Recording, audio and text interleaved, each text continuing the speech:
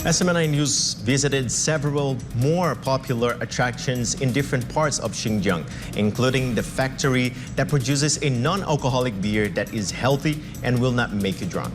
Let's find out more in Jade Calabroso's report.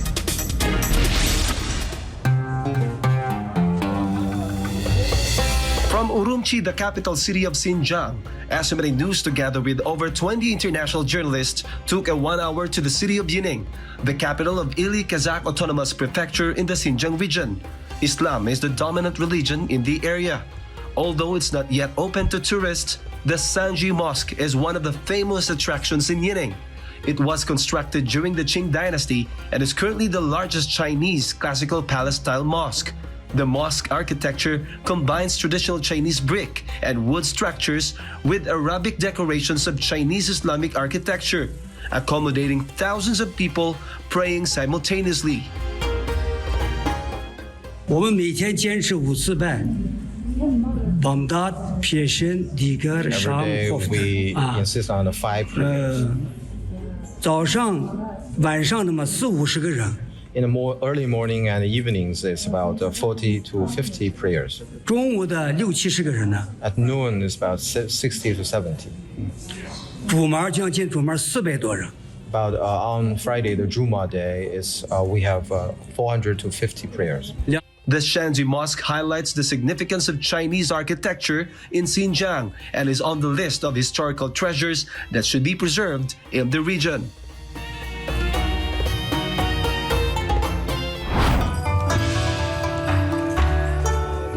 Boarding this horse-drawn vehicle, we proceeded to visit a Uyghur household. Uyghur homes in rural areas are similar to Muslim homes in Central Asia. They are typically made of mud brick and wood, with a courtyard outside the pavilion covered in thick vegetation like grapes. This house has a living room decorated with long rectangular cushions and various dining areas to accommodate guests. Another popular attraction and part of the area's historical heritage is the Ili General Mansion, also known as the Ili Commandery.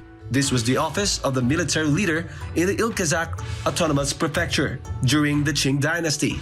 It also served as the office for other government officials in the past. For those who love dairy products, one of China's major dairy companies, Yili Muxin Dairy Company Limited, can be found in this prefecture.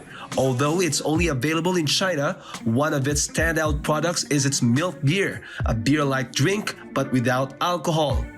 Matamis, masarap siya mga kababayan, at parang may halong yogurt at soda ang lasa nitong kanilang milk beer. 这个奶瓶呢，是我们印心乳业公司呢自研发团队研发的一款奶皮。奶皮呢，在我们这个新疆来说呢，是一个主打产品。它呢有什么特点呢？它主要是特点是，第一呢是口感呢，有啤酒的口感，但是呢它没有啤酒的酒精度啊，所以呢在现在这个开车不喝酒的这个前提下呢，它呢成为我们餐桌上的一个主流产品，能够喝着奶皮感受和大家一块饮酒的氛围。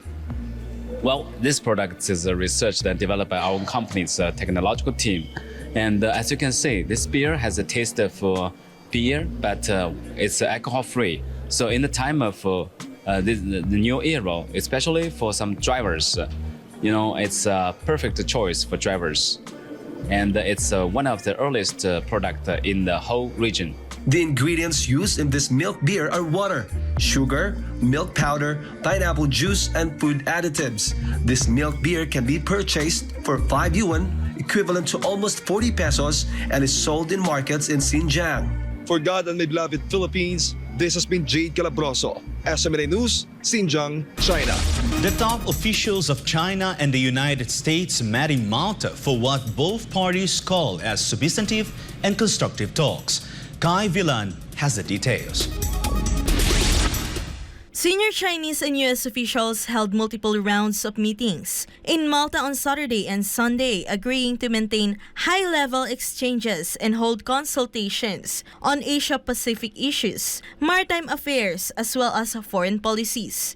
The meeting was held between Wang Yi, director of the Office of the Foreign Affairs Commission of the Communist Party of China's Central Committee, and U.S. National Security Advisor Jake Sullivan. Both sides said they conducted candid, substantive, and constructive strategic communication on stabilizing and improving China-U.S. relations. Wang, who is also a member of the Political Bureau of the CPC Central Committee, emphasized that the Taiwan question is the first red line that must not be crossed in the China-U.S. relationship, and the U.S. must abide by the 3 China-U.S. joint communiques and honor its commitment to not support Taiwan's succession.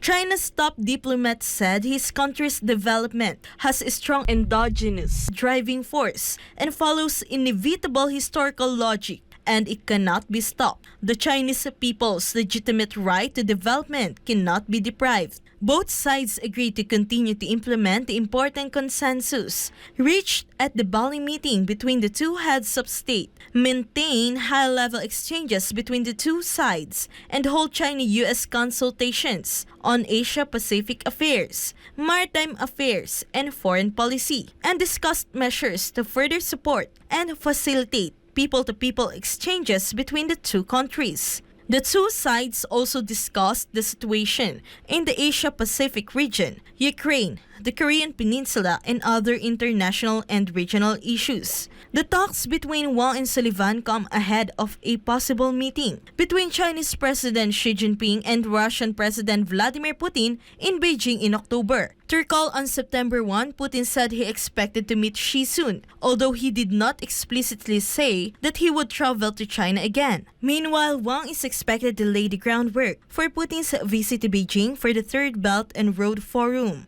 after an invitation by Xi during a high-profile visit to Moscow, Russia in March.